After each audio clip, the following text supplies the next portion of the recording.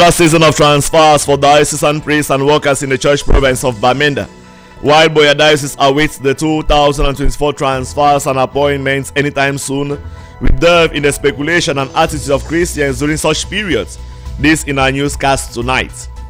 Also, choirs in the Diocese of Buea kick off the 2024 choral contest this Sunday to June 16. The Jamboree is in preparation of the 75th anniversary of the Diocese of Buea next year.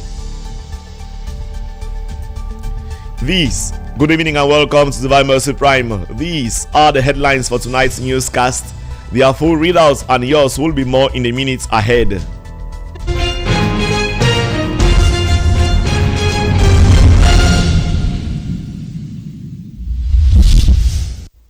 The months of June and July is the time of transfers and appointments of priests within the church province of Bamenda.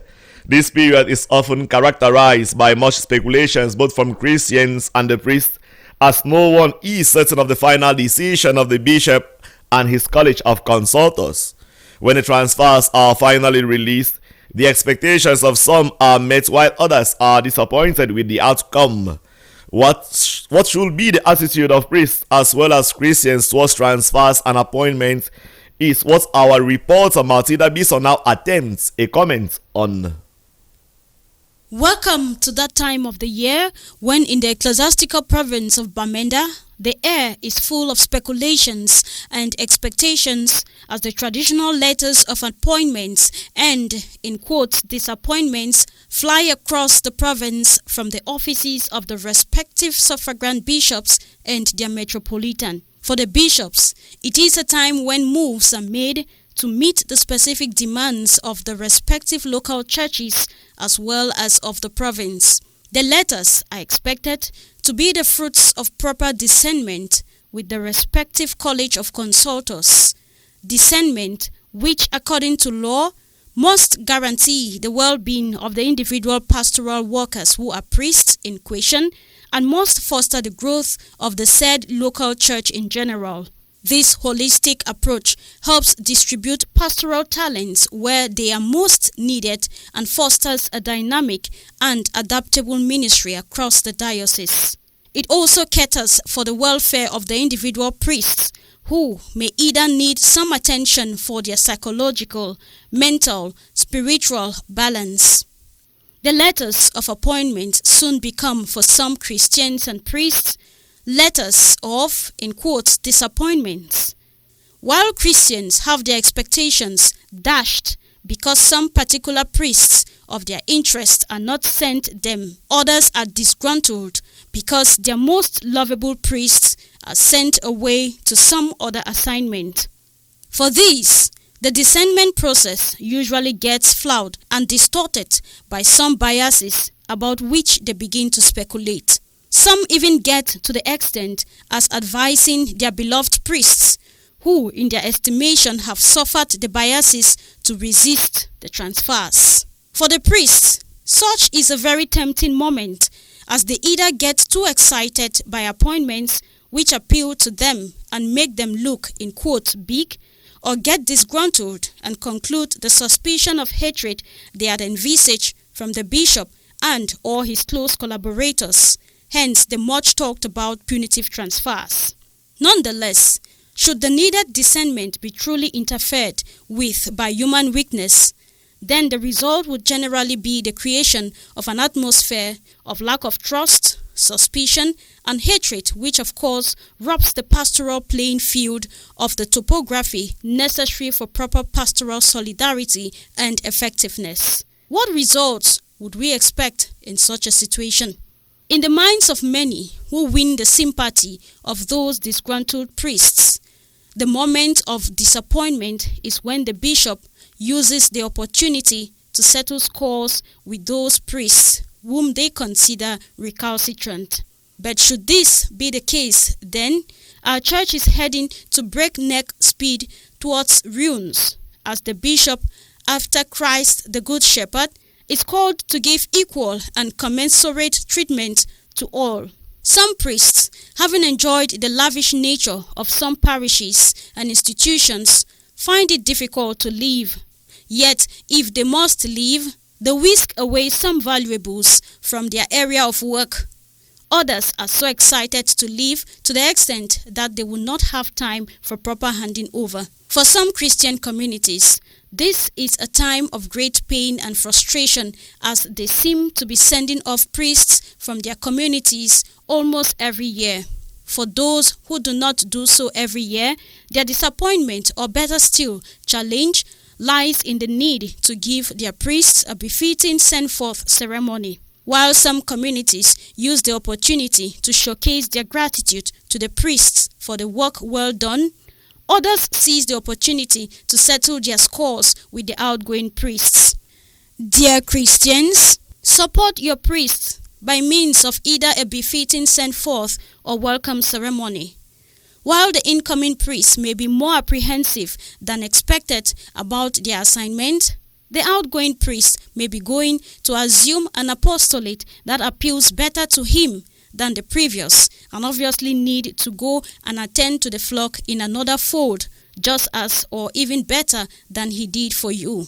Restrain Christians from comparing him to their predecessors and or successors.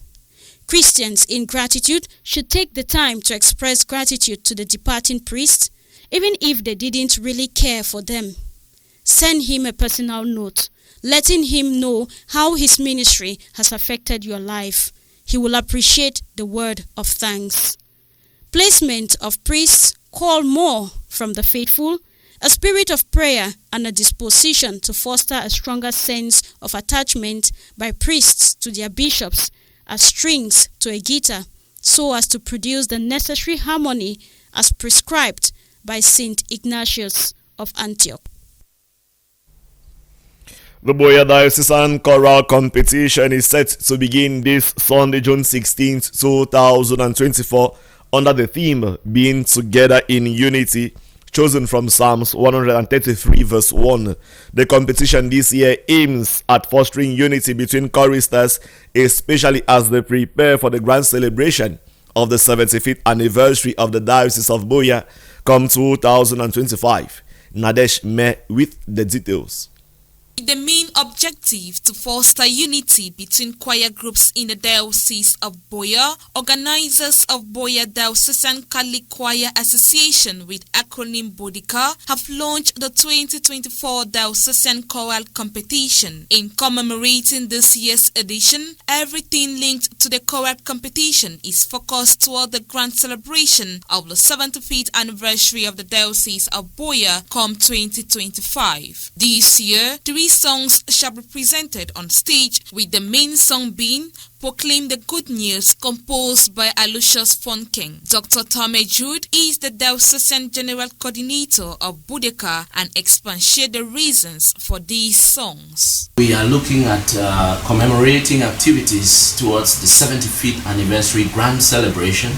The main song for the competition, first part of the competition, Proclaim the Good News, is composed by Mr. Fonken Aloysius, and that will be the main competition song. Of course, it looks into the 75th anniversary celebration, and of course there will be one other song of choice, an entrance song and an exit song.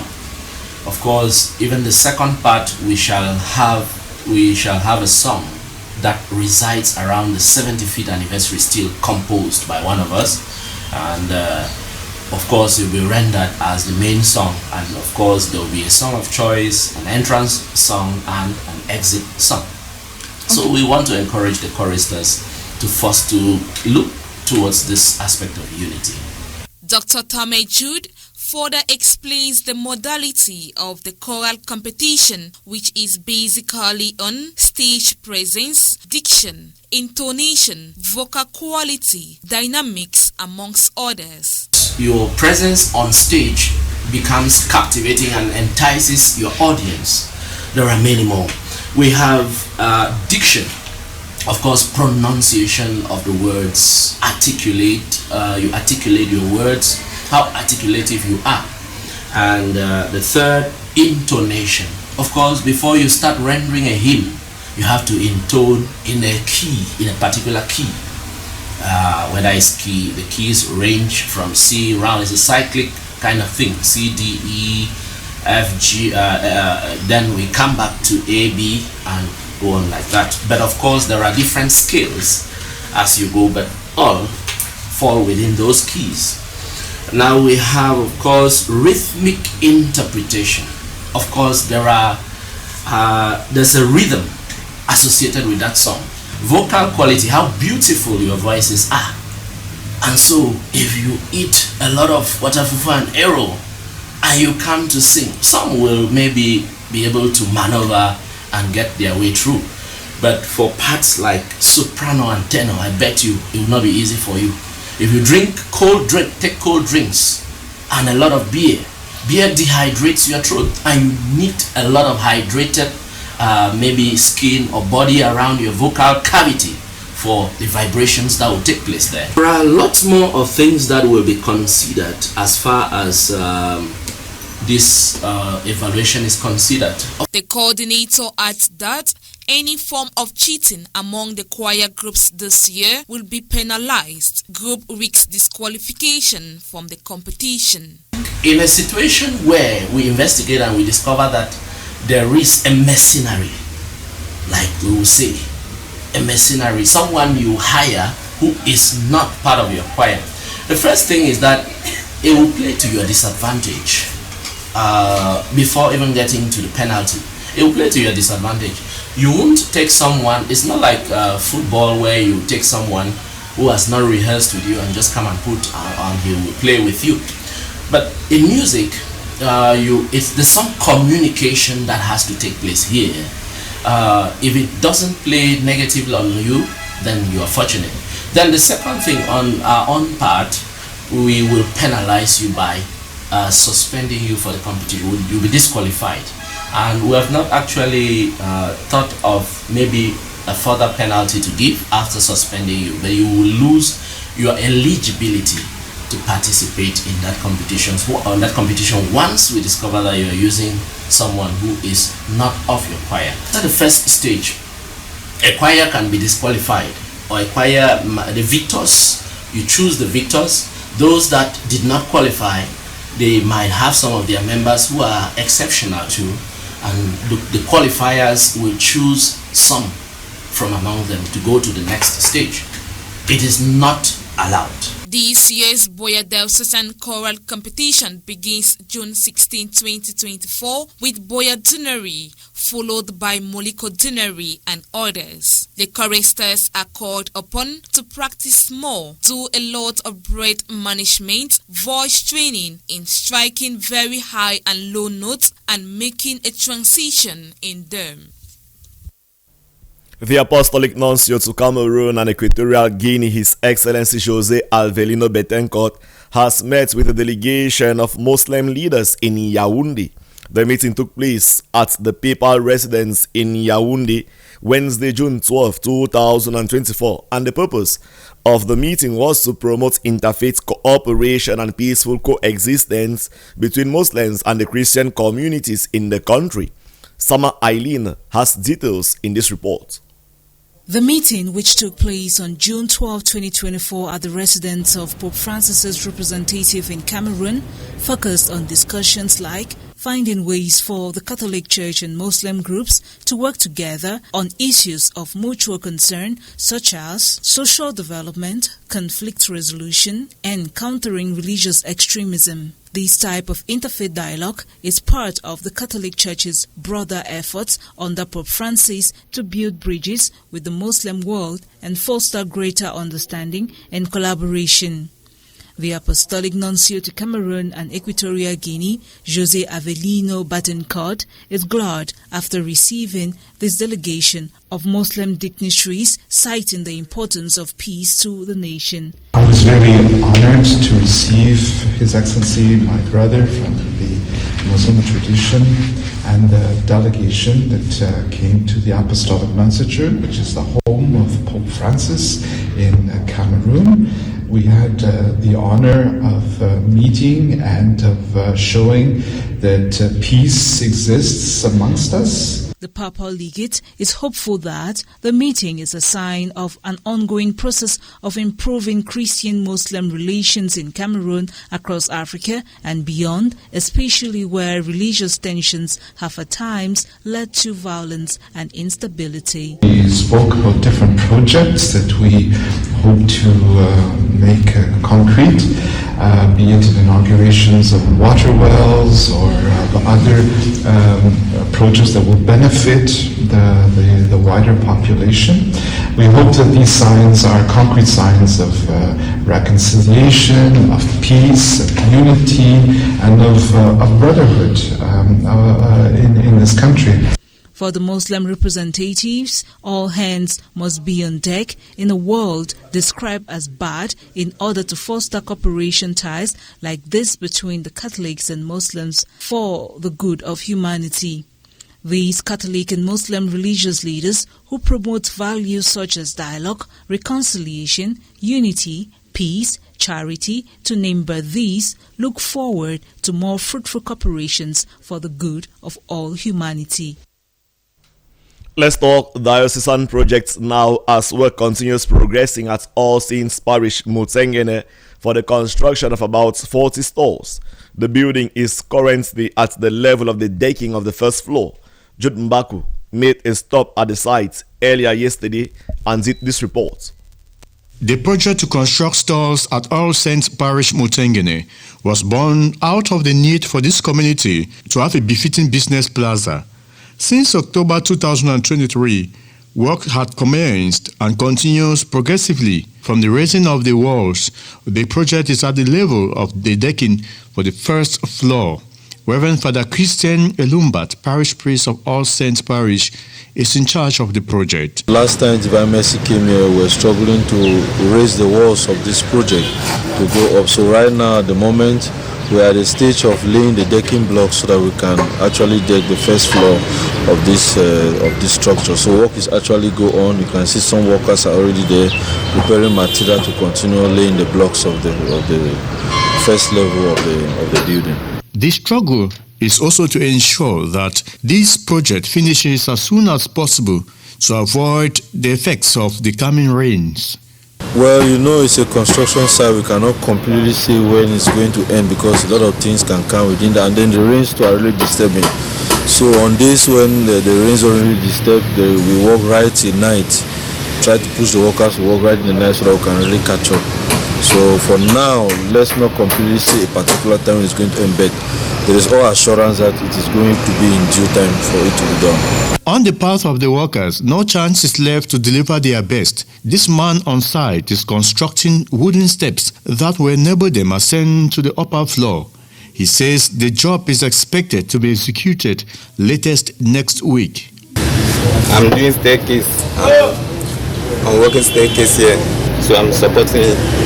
I have to make a footboard and the way people have to climb and go up. I'm working on the down. I'm doing it next week. Next week like that, I have to finish the decking. So there's material that is dealing here. I have to burn material, so then we'll continue it. Father Christian Elumbat says his Christians are committed to this project and support it fervently. Christians are really supportive. I meet them every day on Sundays. I tell them to come and support the workers because that's what they can really do more. We know the bishop is actually doing more, and we have to also put in our own contributions to see that this is for the good of the diocese too. The project to build these 40-plus stores here at All Saints Parish in Mutengene will benefit the church community and the entire society. It is expected to finish at the end of this year, everything being equal. Today, June 14, is World Blood Donor Day, and according to the World Health Organization, only 59 countries are able to meet their national blood supply needs from voluntary unpaid blood donations. The international campaign aims to increase these numbers and ensure global access to safe blood transfusion. Sama Eileen spoke with a medical personnel. Her report. June 14, 2024 marks 20 years of the international campaign to donate blood. This year's theme centers around celebrating all blood donors. Dr. Funko Steve explains. The organization 20 years ago decided to dedicate this day in honor of the father of the person who made transfusion possible, that is Karl Landester, an Austrian, who discovered what is called the ABO blood group. So they decided that from June 14, which is his birthday, we are going to have to celebrate those who sustain the healthcare system via blood donation, and that's how this day was celebrated. And since that day, there have been 20 different themes, and this year the theme is 20 years of celebrating giving. Thank you, donors, to acknowledge what they have been doing since the day has been commemorated. According to the transfusion medicine specialist, in order to donate blood, the criteria must be followed. So typically, blood donation, what we have to understand is it's a kind of mini lab or mini pharmacy, because blood actually is a drug, and for every drug it has to have some standards of production. And that standard of production, when it comes to blood donation, the first criteria is that the person who wants to donate, because unfortunately no laboratory can manufacture human blood to be given to people, so it has to be taken from human beings. And so the first step, or the first person from whom he has to be taken, the person has to be healthy. Like the saying goes, if you don't have, you can't give what you don't have. So the first thing is that you have to be healthy to be able to provide healthy blood. And typically it might take you, depending on the type of blood donation you do, because there are several types of blood donation. It could be whole blood, it could be just a particular component of blood, which is called platelets or plasma. But in Cameroon, we are still doing the whole blood donations. And so depending on that, the whole blood donation, typically based on where you are, it might take you about 30 to 45 minutes depending on the setting where you are. But if it's just donating the blood alone, it will just take about 8 minutes, and typically starts with the person in the blood bank is going to ask you some questions. It's a questionnaire you have to fill. Those questions typically try to see who is eligible to be able to donate blood.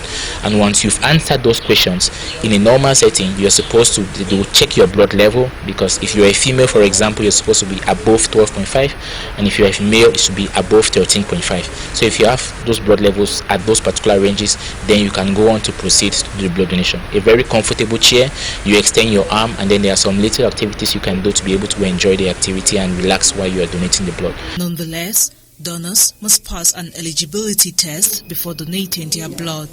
So firstly, you must be 18 years and above, because they need to give a consent, right? So if you don't have 18 years, you cannot donate blood, simply because of the fact that it's an adult who can take his responsibility.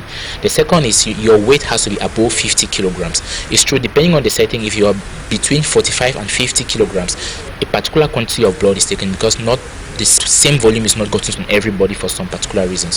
So that's the second condition. The third condition is that you have to be able to, you shouldn't have seen a dentist, for example, in the last month or in the last 2 months, because there's some dental procedures that can be done that can contaminate your blood while you're donating. And most importantly, you have to be healthy. You have to be feeling well. You can't come when you're feeling unwell. And also for females, you shouldn't be pregnant, you shouldn't be breastfeeding, and you shouldn't be on your menstrual period. But for the menstrual period, it depends a lot. The clinician has to look at a lot of things before he or she can be able to ask you to donate. So that's a bit generally what's the criteria. Those are what we look for typically. Dr. Funko Steve also highlighted the need to donate blood. I had some years back, I had to receive a 4-year-old sickle cell patient, and I was in a region where there was no blood bank, and that sickle cell patient was actually needed blood. Despite all the interventions we did, the sickle cell patient ended up dying. And so if I have to give one reason why you should be able to donate blood, it's because there are people behind this blood donation who receive to be able to save lives. There are sickle cell patients, there are victims of road traffic accidents, and currently the need in Cameroon is about 400,000 units of blood. That's about 1.5% of what the National Blood Transfusion Service has required. However, till date, we are still trying to collect 100,000. That is about 10% of what is actually needed. That is extremely small, and that's why we encourage people to donate this particular blood so that we can meet this demand and have our blood system functioning normally. And secondly, the other particular need is we are in an area where there are a lot of road traffic accidents, there are a lot of gunshot injuries, and typically in emergency situations, without the blood, the surgeon cannot do his operation. Thirdly, we have malaria. We know we are in a very malaria endemic area, and we have, and it's been shown that even by the malaria organizations in Cameroon, that a lot of children under the age of 5 die from severe anemia due to the lack of blood. So these are some reasons which is important, because we don't know how life is. It could be you one day, it could be me one day. So let's donate blood and save lives. Note that blood donation is a painless, simple, and safe medical procedure that can help save lives. More so, regular blood donations by sufficient number of healthy people is essential for maintaining adequate national blood supplies.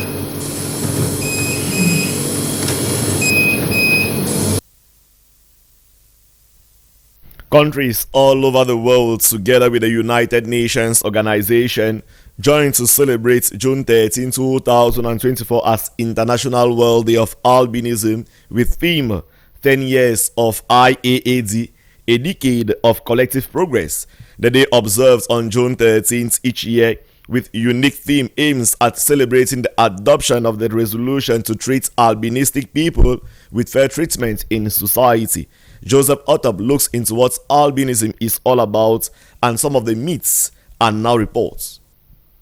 Every year on June 13, the world comes together to observe World Albinism Awareness Day, which is dedicated to raising awareness about albinism, a genetic condition that affects individuals worldwide, as well as advocate for the rights of those with albinism and promote universality. Albinism is a genetic condition characterized by the absence or reduction of melanin, the pigment that gives color to the hair, skin, and eyes. This condition can affect people of all ethnicities and is caused by various genetic mutations. Individuals with albinism often have lighter skin, hair, and eye color, and they may experience visual impairment such as sensitivity to light or poor eyesight. Bullying of children with albinism owing to the appearance occurs all over the world, but people with albinism in sub-Saharan Africa are at particular risk. Witchcraft-related beliefs have seen attacks, mutilations, and killings of people with albinism, as some believe that their body parts bring good luck. To medicine. Despite the celebratory mode, I recognize the ongoing tragedy against people with albinism who continue to face targeted ritual attacks because of their appearance in several African countries. This hellish tragedy does not belong to humanity and must stop. I wish to recognize, however, that many good changes have taken place since last International Albinism Awareness Day. Several countries, including Tanzania, Togo, Angola, Kenya, and Uganda, have or are currently on their way to adopting a national action plan on albinism, which include specific measures for people with albinism in their countries. The Africa Albinism Network has been a key partner in these processes. In addition, albinism groups in countries like Nigeria are championing disability inclusion.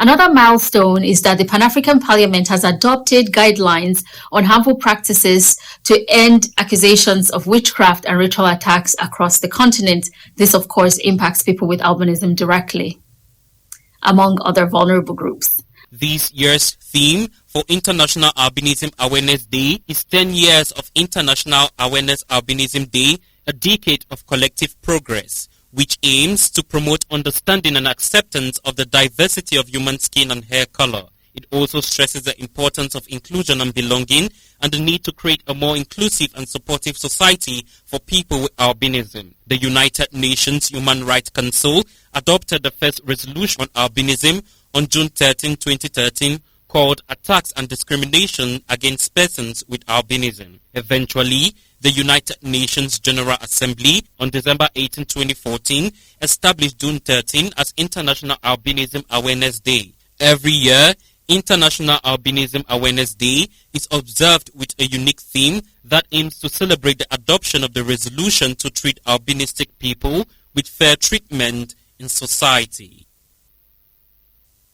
On to our foreign news tonight. South Africa's African National Congress says it has brought agreements with main opposition with other parties to form a coalition government and end a political deadlock after the ANC lost its 30 years majority in an election 2 weeks ago. And leaders' whole session on global investment and infrastructure projects in Italy aims to serve as an alternative to China's developmental efforts to develop ties with Africa, where other powers have been present and bring telecommunication tables. Nadeshme took interest on these international stories and now reports. South Africa's national party, the African National Congress, revealed on Thursday, June 13, 2024 that it has a broad agreement with the main opposition and other parties to form a coalition agreement. The ANC Secretary, Fikile Mbalula, says the main opposition Democratic Alliance and others had agreed on the fundamental principles of forming a government of national unity with the ANC, but he had noted that the details of the agreement had not been finalized yet. The ANC negotiations team has over the past week held multiple engagements with political parties who receive seats in the 7th Democratic Parliament. The engagements also looked at the national dialogue that should lead to a social compact on the major challenges, unemployment, inequality, poverty, facing South Africa. A broad agreement was the first priority for the ANC to get Cyril Ramaphosa re-elected with the help of others this Friday. The ANC would like to work with as many political parties as possible. We have spoken to the IFP and also they have agreed to come to the party in terms of the GNU. So that to us represents a major breakthrough. The African National Congress lost its dominance in this year's election in an historic change in the country's politics. It should be noted that South Africa has never had a coalition government at national level in its 3 decades as a democracy since the end of apartheid. G7 Summit opened on Thursday, June 13, 2024 in Italy, focused on investment and infrastructure projects in Africa. The Partnership for Global Infrastructure and Investment Program was high on the agenda with projects like Rail Corridor that will connect Southern and Central Africa. The project will also bring telecommunication cables and other infrastructures to the region. We wanted to create an alternative for this infrastructure investment, and it is not only the financial firepower that is impressive, but PGI is sustainable. It's good for the planet, but it's also good for the country's finances, if I may say so. And this combination makes our offer different to others. Important is that we want to bring long-lasting benefits to the local economy of our partners. Italy holds this year's rotating presidency of the firm, which ends on Saturday, June 15th. The infrastructure investments are meant to serve as an alternative to China's development efforts, which the United States and its allies seek to contain. African leaders, including the presidents of Algeria and South Africa, have been invited to the summit. That report concludes Divine Mercy Prime tonight, but prior to us parting, let's review the headlines once more. It is another season of transfers for diocesan priests and workers in the church province of Bamenda, while Buea Diocese awaits the 2024 transfers and appointments anytime soon. We delved into the speculations and attitude of Christians during such periods. This we did in our newscast tonight. Also, choirs in the Diocese of Buea think of the 2024 choral contest this Sunday, June 16th. The Jamboree is in preparation for the 75th anniversary of the Diocese of Buea next year. Thank you for watching Divine Mercy Prime. Stay tuned for more on DMR TV. Up next shall be Mountain Echoes. Good night and happy weekend to you all.